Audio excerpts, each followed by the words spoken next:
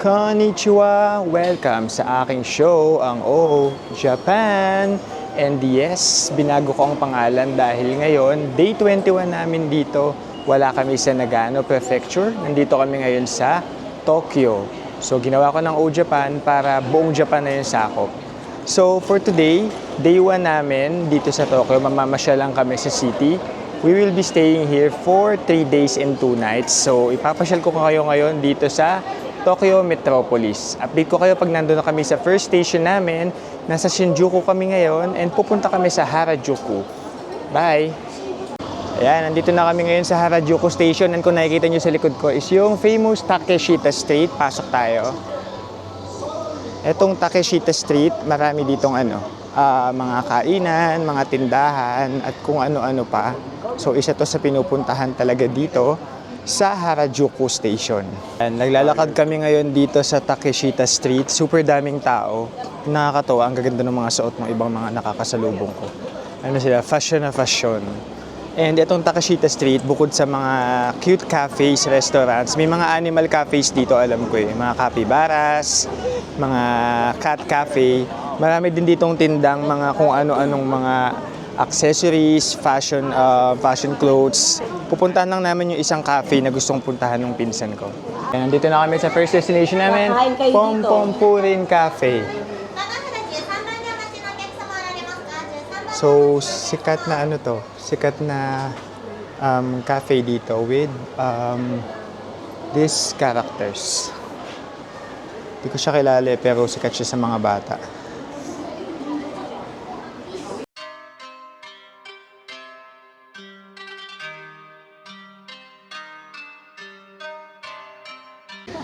Okay, since jam-pack lahat ng cafes and stores doon sa Takeshita, as in nakapila lahat, may pila. And pag wala kang ticket or coupon, di ka makakapasok.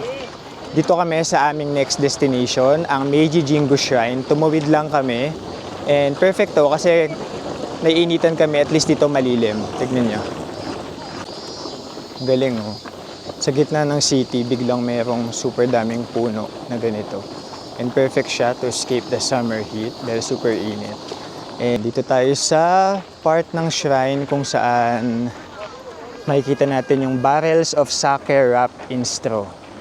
Yung mga yan, barrels of sake yan na nilagyan lang ng design.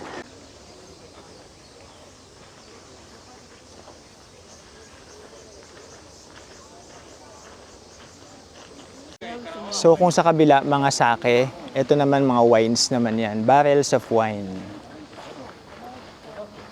Nag-picture lang kami dito sa area na to. Tapos tuloy ang lakad to explore the Meiji Jingu Shrine. So, papunta na kami. Tuloy ang lakad papunta dun sa mismong Meiji Jingu Shrine. Nagpa-picture lang kami dyan sa napakalaking gate na yan. Super ganda. And itong park na to, perfect to para sa mga nasa city tapos gustong makatakam ng a bit of nature dahil super daming puno rito and super lilim din.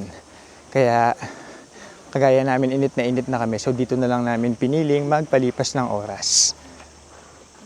Ayan mga kababayan, bago tayo pumasok sa Meiji Jingu, kailangan muna nating maghugas ng kamay dito. Hugas ng bibig and kamay ulit. Purification etiquette to bago tayo pumasok sa mismong main sanctuary ng Meiji Jingu Temple. Ayan, purified na tayo. Pwede na tayong pumasok sa loob ng temple. Purified at refreshed na. Ito yung mismong main temple. Papasok tayo dyan. Hindi ko lang sure kung pwedeng mag-video sa loob. So, ihinto ko na lang kapag bawal. Dito naman sa part na to, meron ulit dito yung mga fortune telling na bamboo. Maghulog ka lang ng 100 yen dito. Tapos, aalugin natin to.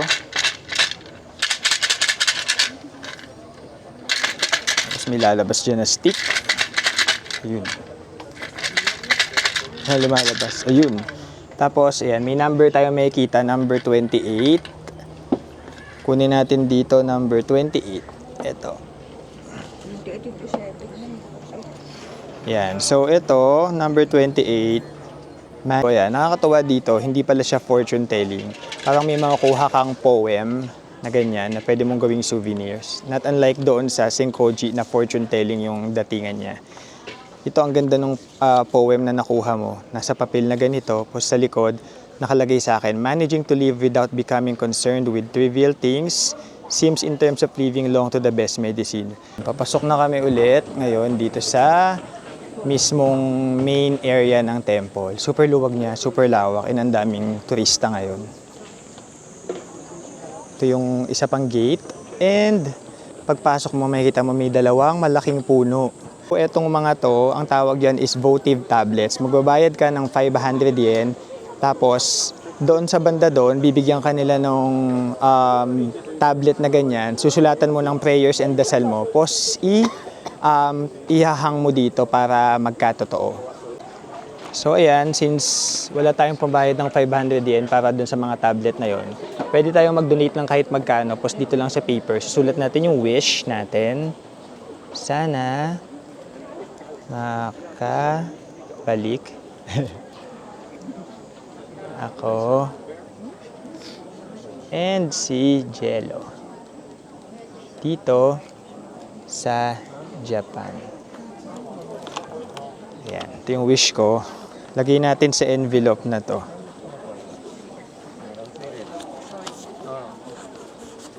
Tapos monetary offering. Kahit magkano naman.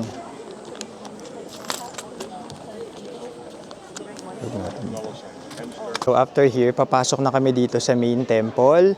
Pero unfortunately, bawal yung videos dito. So, explain ko lang sa inyo mamaya kung ano yung makikita. Ayan, tapos na kami doon sa main shrine. Doon lang sa pinakaunahan, maghuhulog ka lang ng coins, tapos mag-offer ka ng prayers. Bawal lang mag-video. Tapos ngayon ito, palabas na kami, papunta doon sa may Harajuku Station. Kasi pupunta naman kami sa Shibuya.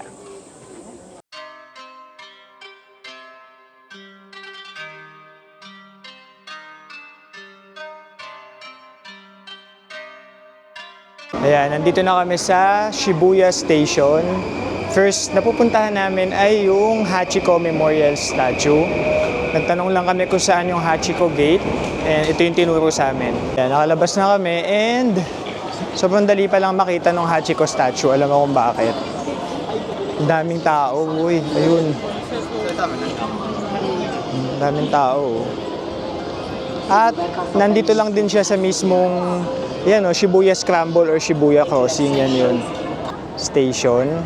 And eto, makikita mo yung Hachiko statue kasi may mga taong nakapila para magpa-picture. Kaya eto, pumila lang kami kahit medyo mainit. Yan yung pila, oh. And nandoon si Hachiko, yung Hachiko statue. Ayan si Hachiko, super daming nagpi-picture ngayon. Zoom natin para makita niyo. Ayan. Ayan, malapit na kami sa pila. Kami na yung magpi-picture next. Ngayon, ganyan ang kalakaran dito.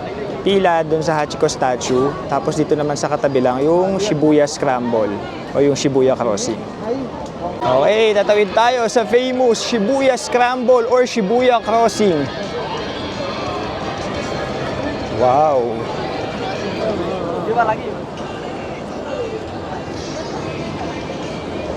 I can't believe nakakatawid ako ngayon dito.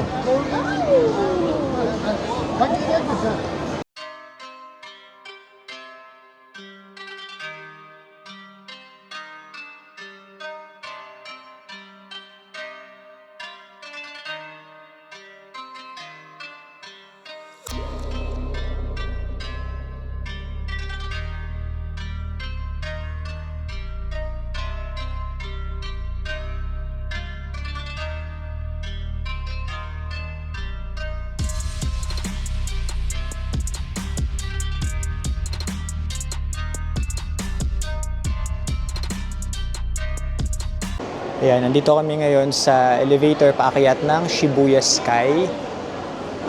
Nag-book namin to in advance kasi nga kailangan meron ka ng ticket bago ka pumunta dito.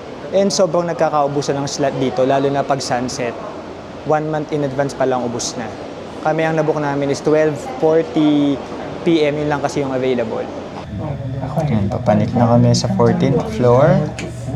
Bibilin lang namin ng ticket yung batang kasama namin kasi pag bata, dito mo siya bibili ng ticket. Taas na agad. Dito na kami sa Shibuya Sky and from here, Kitang-kita yung Shibuya Scramble or Shibuya Crossing. Wala, akit lang tayo. Ito ba na? Grabe, no? Pakataas namin, no? Ayan, papasok na kami sa Shibuya Sky. Nasa 14th floor pa lang kami. Sasakay ulit kami ng elevator, 46th floor pala. Eh, super taas na nung kanina, di ba? So, mas mataas pa yung pupuntahan namin ngayon. Nasa 45th floor na kami and panik kami ng escalator ngayon. Look. Ayan, lakad-lakad lang tayo dito sa may Shibuya Sky. Sayang wala yung escalator na magandang pagkuhanan ng video shots. Pero ayan, super lawak naman ng mga pwede mong pag-videohan, pag-picturean. Kitang-kita mo yung buong Tokyo dito. At malamig dito, kaya sarap din. 30 minutes pwedeng magstay dito. So from 12:40 hanggang 1:10 kami dito. Tingnan nyo. Nakalagay pala. Ito, east side to. From here, matatanaw mo yung Tokyo Skytree and Tokyo Tower. Hanapin natin. Wow! Ayun yung Tokyo Tower. Ayun yung Tokyo Tower, oh. Ayun. Ganda. Pupunta kami dyan later. Tokyo Skytree, somewhere in there. Ayun. Medyo malabo lang, pero ayun yung Tokyo Skytree. From the south area naman, tanaw naman dito yung airport and yung Tokyo Bay. Alam ko mayroong part dito na matatanaw mo yung Mount Fuji. Pero ayan, may mga kainan dito. Mas pwede kang umupo, kagaya ng ginagawa nila. Medyo maulap ngayon, so hindi natin masyadong matanaw yung mas malala yung lugar. Pero yung Tokyo Tower nakita natin kanina. Daw sa part na yun matatanaw yung Mount Fuji, pero hindi ko siya matanaw. Wala naman ako makita ang Mount Fuji kasi nga masyadong maulap. Wala eh. Kahit silhouette ng Mount Fuji, hindi ko matanaw.